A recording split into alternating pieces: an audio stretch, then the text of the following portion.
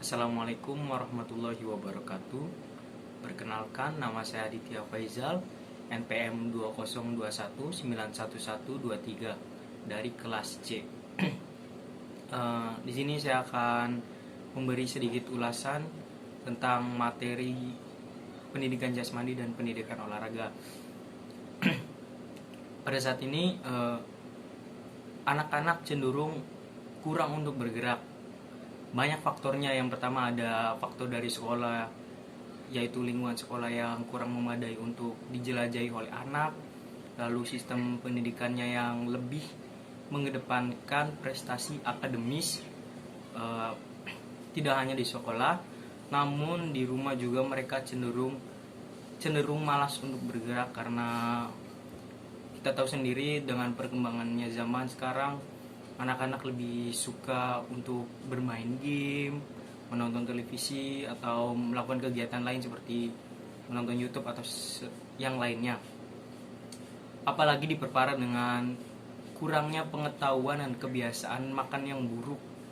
Di sini pendidikan jasmani dan pendidikan olahraga muncul sebagai solusi dari permasalahan tersebut.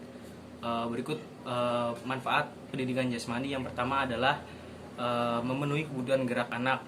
Jadi di sini anak dapat menyalurkan hasrat untuk bergeraknya. Lalu ada fungsi mengenalkan anak pada lingkungan dan potensi dirinya. Di sini anak mulai mengenali lingkungan sekitarnya dan potensi apa sih yang mereka miliki pada dirinya. Lalu yang ketiga ada menambah dasar-dasar keterampilan yang berguna.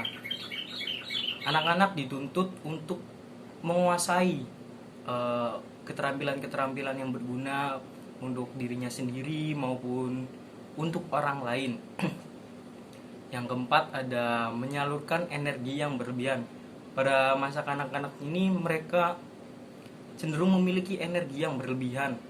Maka dari itu mereka harus punya sarana untuk menyalurkan keterlebihan energi tersebut dengan cara bergerak atau yang lainnya, agar keseimbangan perilaku dan emosional itu terjaga.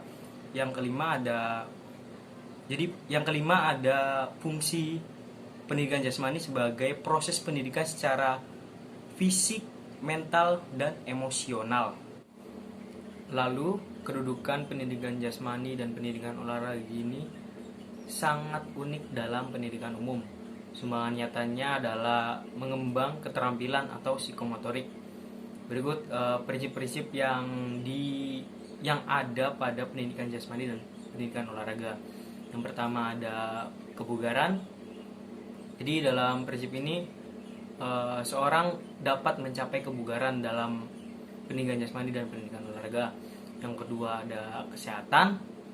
Dalam menjalani pendidikan jasmani dan pendidikan olahraga tentunya akan mencapai sebuah kesehatan. Yang ketiga ada keterampilan fisik. Dalam pendidikan jasmani dan pendidikan olahraga, seorang dilatih untuk memiliki keterampilan yang lebih menuju fisik, lebih ke fisik. Terus yang keempat ada terkuasainya prinsip gerak.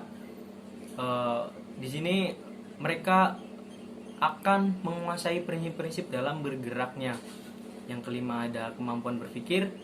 Dalam pendidikan jasmani ini memang susah dilihat dalam aspek kemampuan berpikirnya, namun pasti ada manfaat untuk mengembangkan kemampuan berpikir. Yang keenam ada kepekaan rasa. Di sini seseorang dilatih untuk berkomunikasi dengan orang lain, misal dalam pertandingan atau yang lainnya. Yang ketujuh ada keterampilan sosial.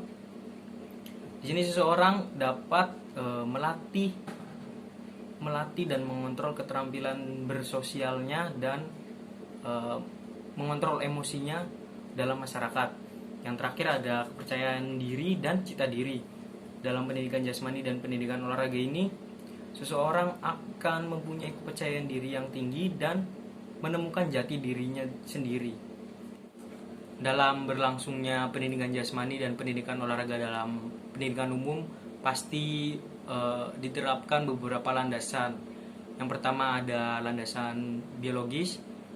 Jadi pendidikan jasmani dan pendidikan olahraga merupakan disiplin yang berorientasi pada tubuh. Yang kedua ada landasan psikologis. Di sini landasan psikologis merupakan suatu proses interaksi antara guru dan muridnya. Yang ketiga ada landasan sosiologis. Pendidikan jasmani dan pendidikan olahraga merupakan wahana yang baik untuk murid berlatih dalam bersosialisasi. Perbedaan antara pendidikan jasmani, pendidikan olahraga, dan pendidikan kesehatan. Pendidikan jasmani merupakan suatu usaha dalam program pendidikan yang lewat gerak, permainan, dan perlombaan. Lalu ada pendidikan olahraga. Pendidikan olahraga merupakan usaha untuk membina seseorang dalam menguasai cabang-cabang olahraga tertentu. Sedangkan pendidikan kesehatan merupakan suatu bimbingan yang diberikan kepada seorang maupun dari mental, fisik maupun sosialnya untuk tercapainya perkembangan yang lebih baik lagi. Terima kasih. Wassalamualaikum warahmatullahi wabarakatuh.